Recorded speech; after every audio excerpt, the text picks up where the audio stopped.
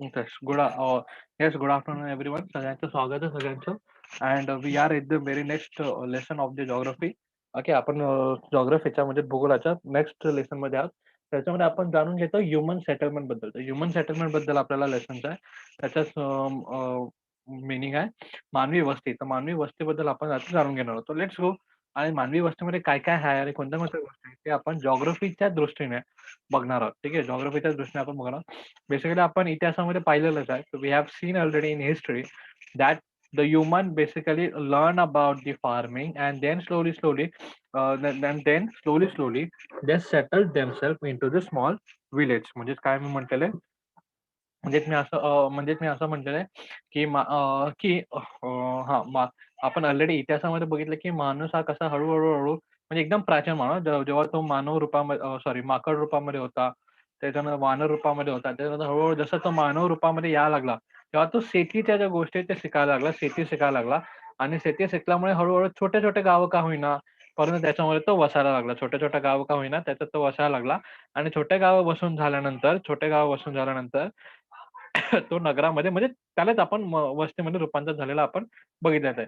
ही जी दृष्टिकोन आहे, हा दृष्टिकोन किंवा हा जो पॉइंट ऑफ व्ह्यू आहे, हा पॉइंट ऑफ व्ह्यू कसला आहे? तर हा पॉइंट ऑफ व्ह्यू आहे इतिहासाचा. So this is the point of view of history. But now we are get to know about this human settlement, means the human settlements in the form of or in the we can say the in the context of Geography. So let's say. So the settlements of the suitable location. तर बघा या ठिकाणी आपण बघतो एक dam आहे आणि एक रिव्हर आपल्याला दिसते. नंतर रोड आपल्याला दिसतात. बेसिकली एक छोटीशी पायवाट आपल्याला इथं दिसत आहे, राइट?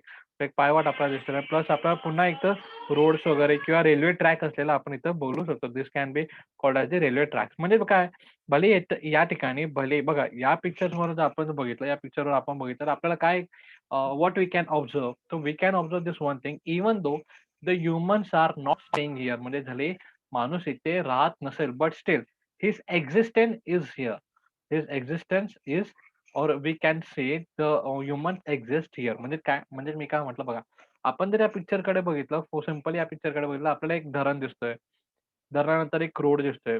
रोड नंतर एक पायवाट सुद्धा दिसते आणि आपल्याला रेल्वे ट्रॅक सुद्धा दिसतोय. तर बघा ह्याच्यावरून आपण काय निष्कर्ष लावू शकतो या पिक्चरवरून, की भलेही या ठिकाणी आता बघ या ठिकाणी कुठे आपल्याला घर वगैरे दिसतंय का किंवा मनुष्य आपल्याला दिसतोय का? Answer is no. उत्तर त्याचं नाहीये. माणूस तिथे मनुष्य तिथे एक्झिस्ट नाही करत आहे. म्हणजे माणूस तिथे राहत नाहीये. बेसिकली आता तरी तो माणूस तिथे राहत नाही. पण परंतु त्याचं येणं-जाणं नक्कीच त्या ठिकाणी आहे. त्या ठिकाणी त्याचं येणं-जाणं हे नक्कीच आहे. Why? Or on what basis we can say because of this dam, because of this road, because of this footpath and because of this railway track we can say the human are or we can say there is the or we can say the presence is there of the human. म्हणजे माणसाच्या इथं थोड्याफार का होईना परंतु त्यांचे presence इथं नक्कीच आहे, राईट? आणि नंतर सेकंड पिक्चर मध्ये दिसलं तर आपल्याला डायरेक्टली माणसाचे प्रेझेन्स दिसतात आहे. परंतु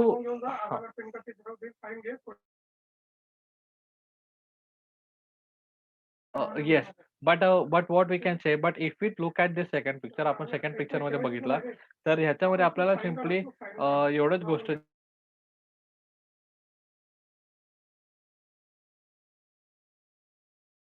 yes. So I am just saying if you look at the second picture, जर आपण सेकंड दुसऱ्या पिक्चर्सकडे बघितलं तर दुसऱ्या पिक्चरमध्ये आपल्याला डायरेक्टली माणूस, शाळा वगैरे, घर हे दिसतात आहे. प्लस ही शाळा आपण कसं काय बोलवतो, कारण इथं झेंडा वंदनासाठी आपल्याला इथे एक छोटीशी जागा दिसत आहे. झेंडा दिसतोय आपल्याला, राइट? त्याच्यानंतर आपल्याला काही मानवी वस्ती दिसत आहे तिथे आणि काही घरं दिसतात आणि प्लस नदी दिसतात. म्हणजे इथं आपण काय बघतो, नदी किंवा पाण्याच्या ओढ्याच्या बाजूला आपलं गाव वसलेलं आपण बघतो आणि प्लस हे नॉर्मली हे काय झालं, हे आपलं विलेज झालं. तर या पिक्चरला आपण काय डिस्क्राईब करतो, हा आहे आपलं विलेज, हे आहे आपलं गाव आणि हे आपलं शहर किंवा महानगर असं आपण बोलवतो. बघा ह्या तीन वेगवेगळ्या पिक्चरमध्ये दिसणारे जे गोष्टी आहेत, दिसणाऱ्या ज्या गोष्टी आहेत तिघही वेगवेगळ्या आहेत. प्लस इथं पण बघा, इकडं पण सेम सिनारिओ. ह्या तिघही पिक्चरमध्ये, चारही पाचही पिक्चरमध्ये आपण बघतो दिसणाऱ्या गोष्टी वेगळ्या आहेत. परंतु तिथे अशा काही घटना आहेत किंवा अशा काही गोष्टी आहेत ज्यांच्यामुळे मानव वस्ती म्हणजे ह्युमन प्रेझेन्स तिथं आहे हे आपण ठामपणे बोलू शकतो. We can say that humans are exist over here, humans are present over there असं आपण ठामपणे बोलू शकतो. ज्याप्रमाणे बघा जंगलामध्ये जर आपण बघायला गेलो तर जंगलामध्ये त्या रस्त्यावरून वाघ गेला की नाही हे आपल्याला कसं कळेल? तर वाघाचे पायाचे पंज्यावरून. वाघाच्या पायाच्या पंज्यावरून आपल्याला कळतं की वाघ इथून गेला आहे की नाही किंवा वाघाचे असेल किंवा कोणत्या सश्याचे असेल किंवा हत्तीचे असेल. तर हत्तीच्या पायाच्या निशाणावरून आपण तिथे कन्क्लूड करू शकतो की तो तिकडून गेलेला आहे किंवा त्याचं इथे येणं-जाणं असतं. तर राइट त्याचप्रमाणे आपल्याला हे जे माणूस माणूस त्या ठिकाणी ये जाऊ शकतो. हे कशाप्रमाणे कळतं? तर या पिक्चर्समुळे आपण करू शकतो. ठीक आहे. So here is the thing आता आपण रीड करूया या फर्स्ट लेसनमध्ये. आपण एवढे जे पिक्चर्स आपण बघितले, एवढे जे चित्र आपण बघितले, ह्याच्यावरून आपण फक्त म्हणजे गोष्टी येत असतात, की मानव जिथे असतो, ज्या ठिकाणी ह्युमन्सचं प्रेझेन्स असतं, त्या ठिकाणी कशाप्रमाणे चेंजेस, कशाप्रमाणे वातावरणामध्ये किंवा कशाप्रमाणे तिथल्या लँड्समध्ये किंवा कशाप्रमाणे त्या ठिकाणी चेंजेस आपल्याला दिसतात, दॅट वी कॅन सी. आपण ते बघू शकतो. ठीक आहे. So let's see. आपण नेक्स्ट येणारा आता चालू करूया. The human settlement flourishes at the place with the favourable geographical condition. तर बघा, मानव हा तो humans always settle at the favourable places.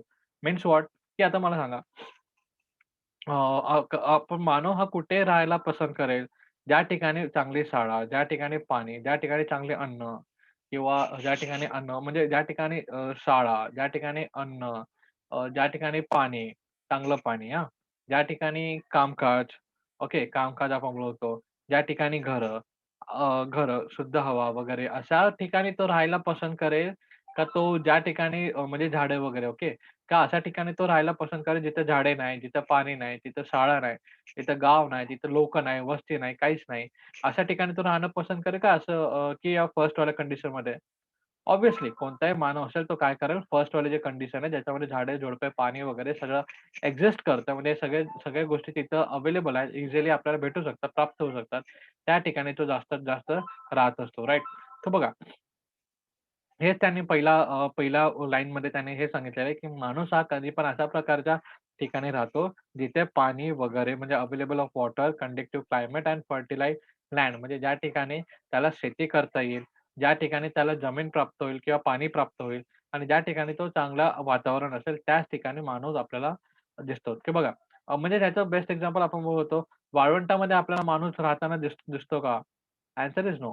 परंतु त्याच ठिकाणी जर जंगलाच्या बाजूला जर एखादं छोटंसं गाव असेल किंवा जंगलाच्या आजूबाजूला आपल्याला मानव हा नक्कीच राहताना दिसतो. नक्कीच तिथं आपल्याला राहताना दिसतो. तर मानव जेव्हा मी हा वर्ड यूज करतो, तो मानव जेव्हा पण हा मी वर्ड यूज करतो, ह्युमन जेव्हा मी ह्युमन्स किंवा ह्युमन हा जेव्हा मी वर्ड यूज करतो, तो it's not belong to the single person. It's not belong to the single person. It's belong to the group of the person. ते एका हां, बोल. ग्रुपला ग्रुपला म्हणजे संघाला निदर्शनात असतो. ठीक आहे? Yeah. So in the settlement, the occupation of the people were dependent on the locally available natural resources. This gave rise to the separate settlement of the people engaged in the particular occupation. For example, people along the sea coast are engaged in fishing, and their settlement became the fishing hamlet that we called as Kolivada. The forest dealers and the tribal people use the forest produce for their livelihood, and they live in the forest areas in tribal hamlets, that is Adivasi Pada. And the agriculture is the practices in the fertile area. The farmer families build their houses in or near their field. These settlements gradually grow bigger, and the settlements where the original occupation of the majority of the people or the basis of the natural resources are called a rural settlement. Agriculture, fisheries, etc. are the sum of this occupation. म्हणजे बघा, यांनी काय सांगितलेलं आहे ह्याच्यावर आपण पुन्हा एकदा वाचून घेऊया. तर बघा यांनी काय सांगितलेलं आहे याच्यावर बघा. पिक्चर्समध्ये जर आपण व्यवस्थित बघाल तर नदीकाठी आपण ऑब्झर्व्ह पण केलंय बघा. नदीकाठी किंवा समुद्राच्या काठी जे लोकं असतात, त्या लोकांचा म्हणजे ह्याने बोललं काय, की बघा माणूस हा अशा प्रकारे ठिकाणी सेटलमेंट होतो, की अशा प्रकारे तो मानव आपली वस्ती बनवतो, जिथे आपण ऑलरेडी बोललेलं आहे, की ज्याला खायला, प्यायला म्हणजे चांगलं प्यायला पाणी, नंतर शुद्ध हवा, वातावरण चांगलं आणि प्लस व्यवसाय. ज्या ठिकाणी व्यवसाय त्याला प्राप्त होत असेल, त्या ठिकाणी तो बहुतांश वेळेस आपली वस्ती बनवत असतो. तर व्यवसाय प्राप्त करणे म्हणजे काय, की बघा सर्वात प्रथम जर आपण इतिहासामध्ये बघितलं, सर्वप्रथम आपण इतिहासामध्ये बघितलं, तर मानव हा ज्याला हळू-हळू जर शेती करण्याबाबत जेव्हा ज्ञान आलं, तर त्याने काय केलं, तर शेती केली. बरं, त्याने काय केलं, शेती केली. परंतु शेतीसोबतच त्याने काय केलं, आता जे व्यक्ती किंवा जे मानव हे समुद्राच्या काठी किंवा नदीच्या काठी असतील, तर त्यांनी एक मासेमारी व्यवसाय सुद्धा त्यांनी चालू केला होता. So means what I am saying okay, पहिलं आपण मराठीत कंप्लीट करूया, then we will continue in English. So first first point असा की नदी म्हणजे फर्स्ट पॉइंट हा की त्यांनी ॲग्रीकल्चर चालू केलं. सेकंड पॉइंट हा की त्यांनी नंतर जर नदीच्या काठी किंवा समुद्राच्या काठी असतील, तर बेसिकली त्याने मासेमारी हा व्यवसाय चालू केलेला, राइट? आता थर्ड पॉइंट आपण बघूया. जर आता आता ज्याकडे शेतीचं पण ज्ञान नसेल किंवा शेतीसाठी त्यांच्याकडे पर्याप्त जमीन नसेल किंवा शेती करण्यासाठी त्यांच्याकडे जमीन नसेल आणि किंवा त्यांच्या आजूबाजूला नदी वगैरे पण नसेल किंवा नदीही असेल, परंतु खूप लांब असेल, तर ते लोकं मासेमारी करण्याच्या सोबत किंवा मासेमारी करण्याच्या ऐवजी ते लोकं त्या जंगलाच्या वस्तूंवरती काय राहतात ते डिपेंडंट राहतात किंवा वस्तूवरती ते अवलंबून राहतात. म्हणजे कोणते? पाला, पाचोळा, नंतर आपण बोललो होतो पानं, फळं, fruit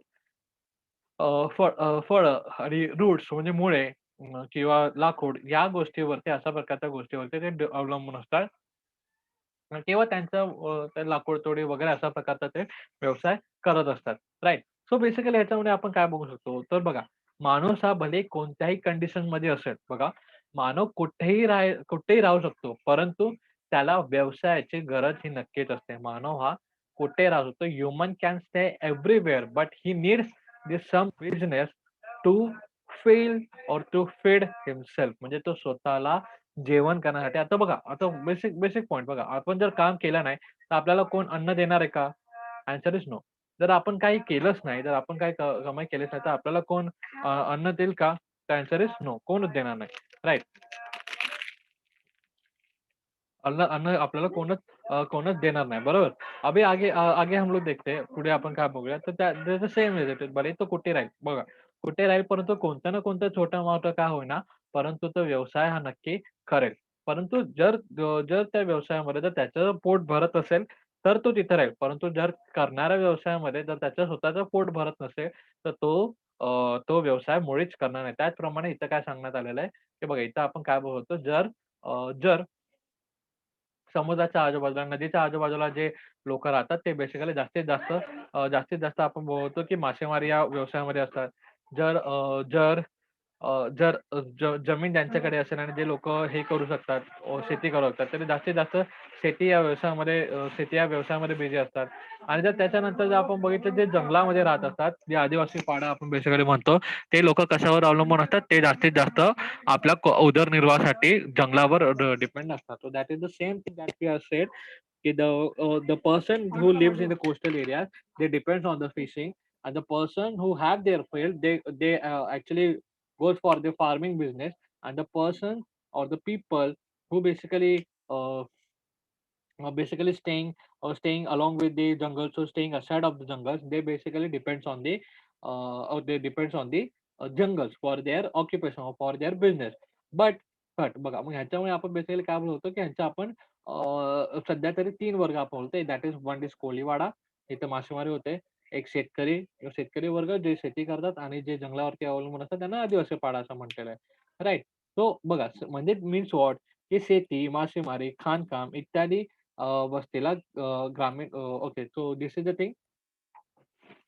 fishery, agriculture are the some of the occupation. हे काही ऑक्युपेशन्स आहेत. बरं बघा, ह्यांनी पुन्हा एकदा काय बोललेलं आहे, the settlements where the original occupation of the majority of the people are based on the natural resources are called the rural settlement. The agriculture, fishery etcetera are the some of this occupation. म्हणजे त्याने काय म्हणलंय, की ज्या ठिकाणी कामाची उत्पादकता निर्माण होईल आणि त्या ठिकाणी लोकं काय करतात, आपला वस्ती बनवत असतात. They basically settle themselves settle themselves at the place where they can find the occupation, and this is basically we call as the rural settlement. त्यालाच आपण rural settlement म्हणतात. आणि ऑक्युपेशन बेसिकली आपण बोलतो, की नॅचरल रिसोर्सेस पासून natural रिसोर्सेसवर जास्तीत जास्त बेस्ड असतात. नॅचरल रिसोर्सेसवर जास्तीत जास्त बेस्ट असतात, म्हणजे नैसर्गिकरित्यावरती बेस्ट असलेलं आपण बघू शकतो. Okay.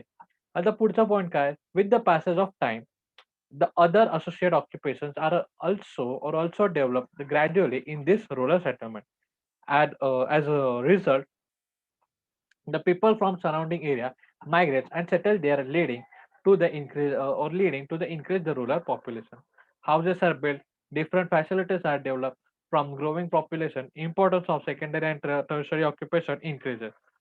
The proportion of the people engaged in the primary occupation declines. This process leads to the transformation of rural settlement into the urban settlement due to the region, historical, commercial, educational, and administrative region, and also due to the tourism, the original settlement may transform into the urban one. If the population and the necessary, or we can say amenities increases on the large scale, the urban areas grows in the metropolitan cities. तर बघा, त्यांनी basically आपल्याला काय सांगितलेलं आहे तर just आता आपण ते बघूया व्हाईट बोर्डवर या. तर see we are at the white board. तर बघा बेसिकली आपण आतापर्यंत आपण एक पॉइंट हा नक्की बघितलेला आहे. काय बघितलेला आहे?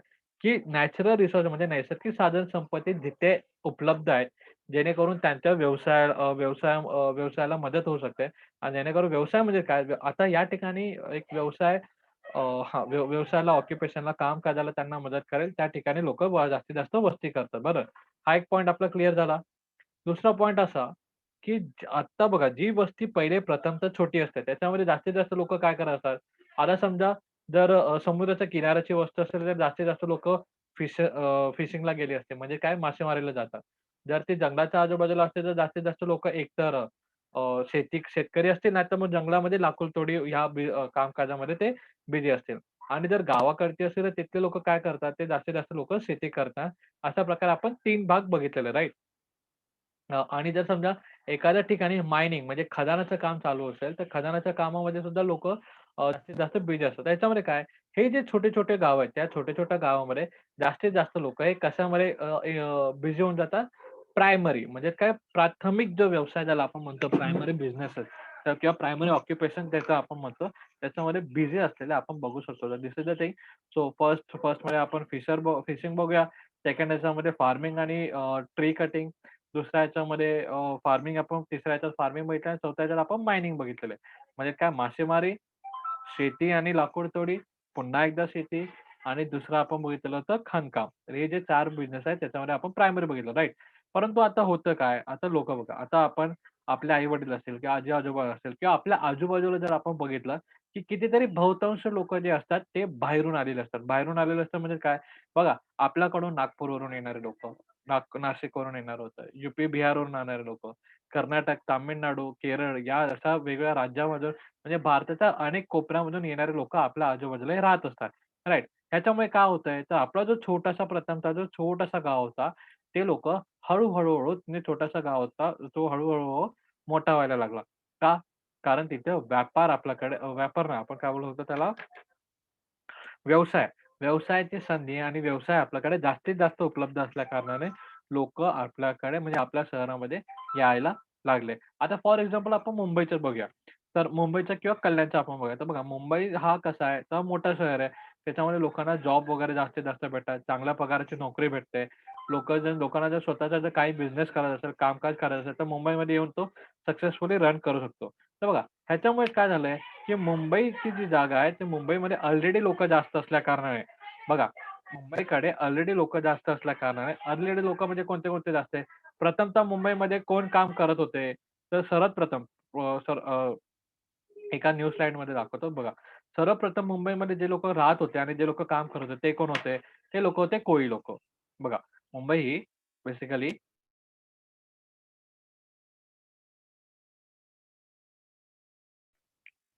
Sorry yes.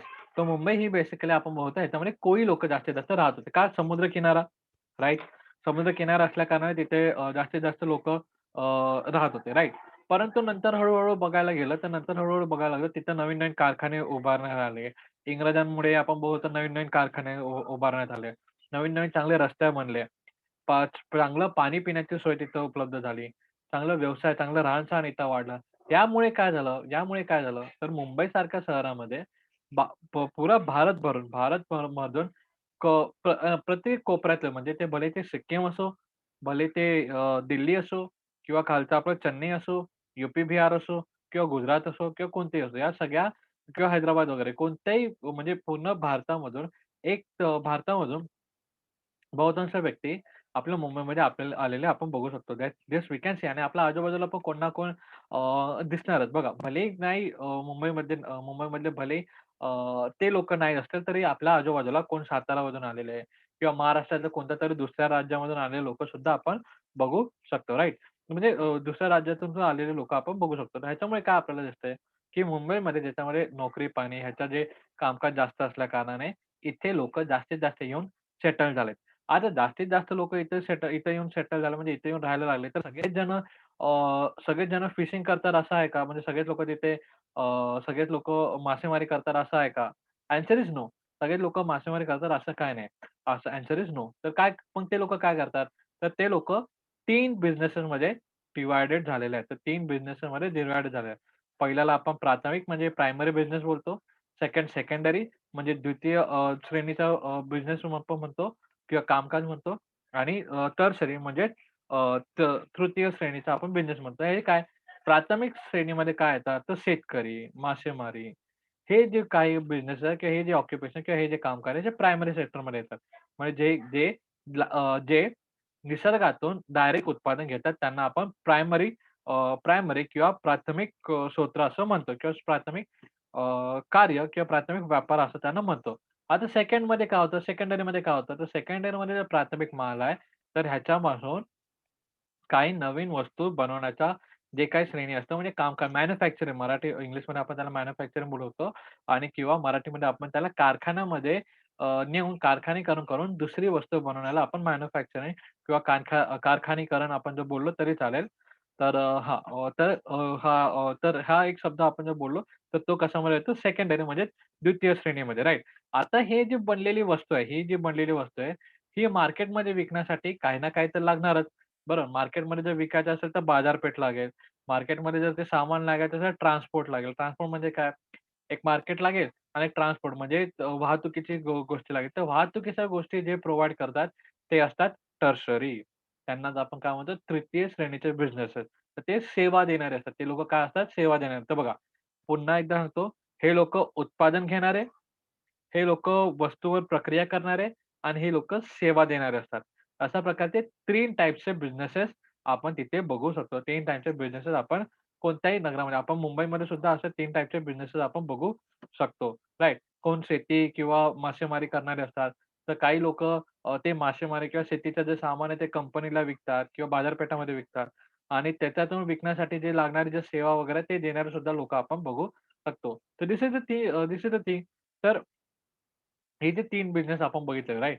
तर प्रायमरी, सेकंडरी एंड टर्शरी. तर हे जे 3 बिझनेसेस आपण बघितलेले आहेत, हे 3 बिझनेसेस एखाद्या एखाद्या छोट्याशा जागेला मोठं करण्यासाठी म्हणजे मोठं करण्यासाठी म्हणजे जर समजा एखादं छोटंसं गाव आहे, तर छोटंसं गावामध्ये जास्तीत जास्त लोकं काय करतात, एक प्रायमरी बिझनेसमध्ये अटकलेले असतात. परंतु हळू जसं ज्याप्रमाणे आपण मुंबईचं एक्झाम्पल घेतलं, की मुंबईमधले पहिले जे जास्तीत जास्त लोकं होते ते कसे होते, ते फक्त आणि फक्त कोळी लोकं होते किंवा जास्तीत जास्त मासेमारी करणारे लोकं किंवा शेती करणारे लोकं होते. परंतु हळू नंतर तिथे कंपन्या वगैरे आल्या. नंतर हळू कंपन्याला लागणारे जे कामगार वगैरे होते ते तिथे आले.